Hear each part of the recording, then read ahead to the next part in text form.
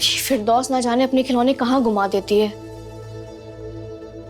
इस कमरे की लाइट कहाँ से ऑन होती है?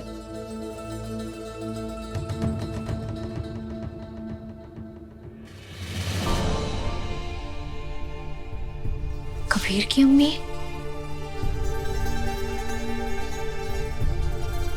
अस्सलाम वालेकुम। माशाअल्लाह, आप तो बहुत खूबसूरत हैं।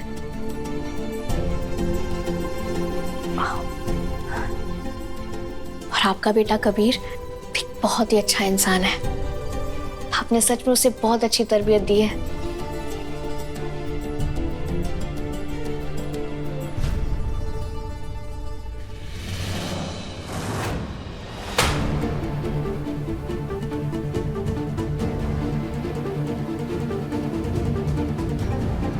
आयशा अहमद।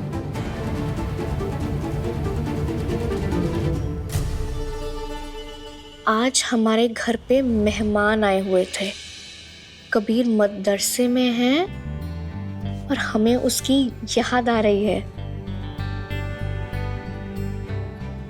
आज कबीर का इम्तिहान था, मगर उसकी तैयारी अच्छे से नहीं हुई थी, इसलिए वो डरा हुआ था।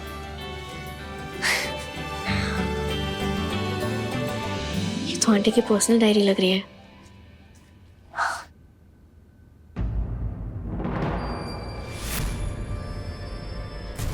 कत्ल?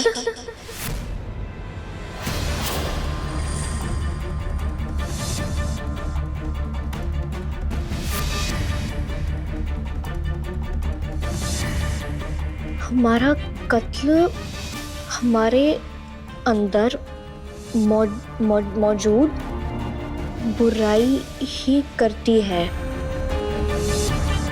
इस बुराई का दूसरा नाम गुस्सा है।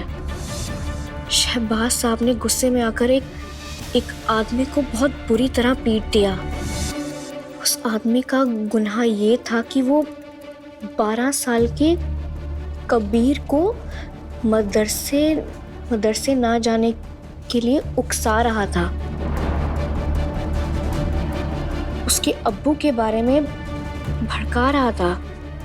ये उस आदमी ने बहुत गलत किया था, मगर इसका मतलब ये तो नहीं कि उसे मार दिया जाए। अल्लाह के करम से वो शख्स तो बच गया। शहबाज साहब एक कत्ल का तमगा अपने सर से लेने से बच गए। हम रो कर दुआएं करते रहे कि अल्लाह हमारे शौहर का गुस्सा कम कर दे। दिन रात ये सोचते रहते हैं कि शहबाज साहब थम जाएंगे या उनका गुस्सा उनसे ऐसे खतरनाक गुनाह करवाता रहेगा।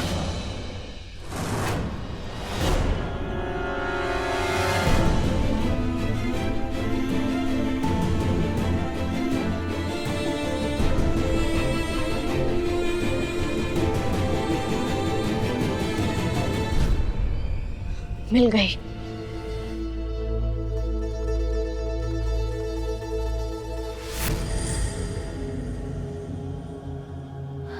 ज़ारा,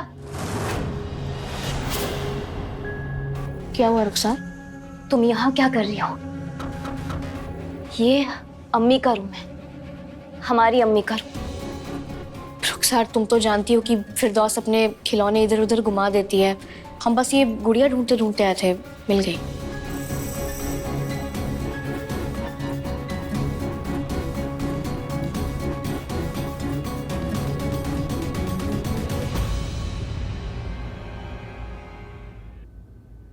ज़ारा,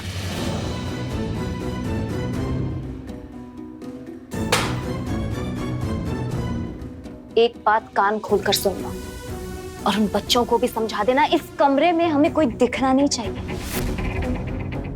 ये कमरा कबीर की अम्मी की यादों से भरा पड़ा। हम बिल्कुल बर्दाश्त नहीं करेंगे कि कोई यहाँ पर आकर चीजों के साथ छेड़खानी करे।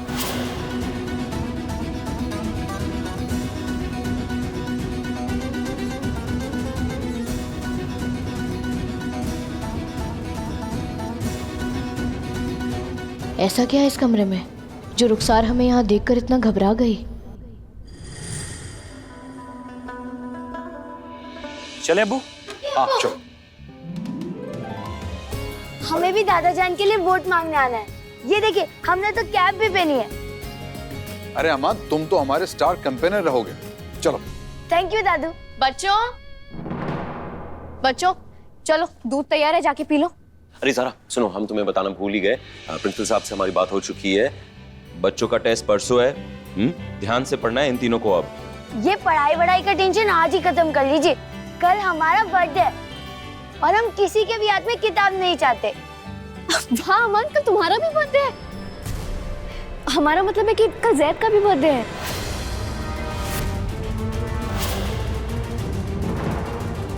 चाचू, हम तो अपने बर्थडे पे बड़ा वाला केक काटेंगे।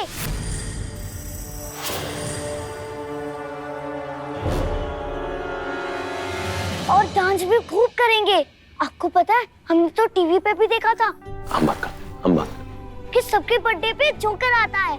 हमें भी अपने बर्थडे पे जोकर के साथ खेलना है।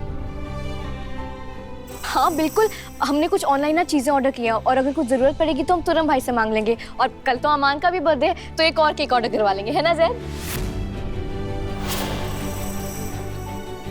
दोनों केक आने वाला है ये। नहीं, असल में कोई भी पार्टी यहाँ नहीं होगी।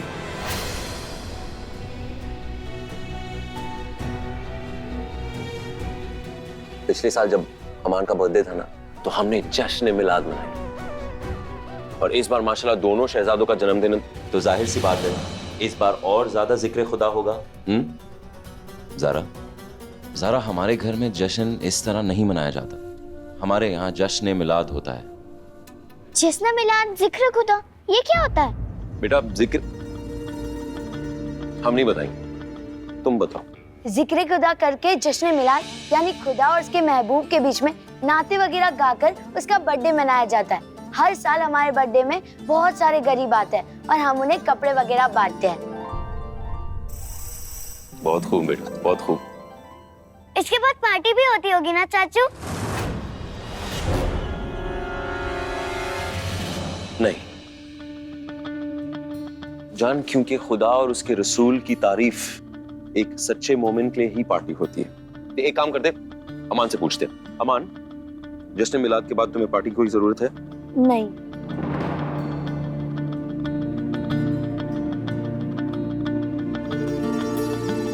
अमान, हम तुम्हें अगली कैंपेन में लेके चलेंगे। फिलहाल तुम स्कूल जाने की तैयारी करो।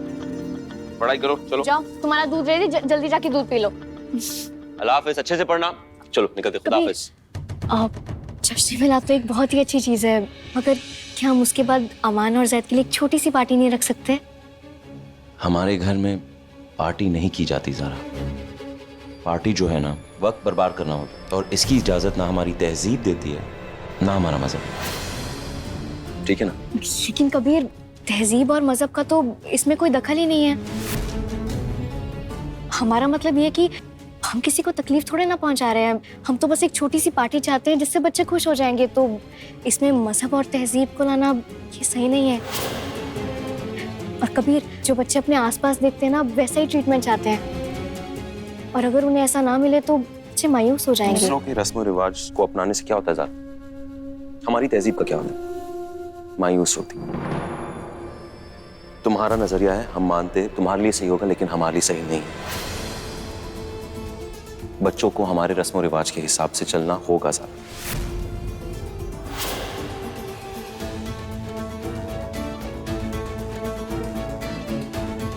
मुझे उम्मीद थी कि अब तक तुम ये बात समझ गई होती। अफसोस सर।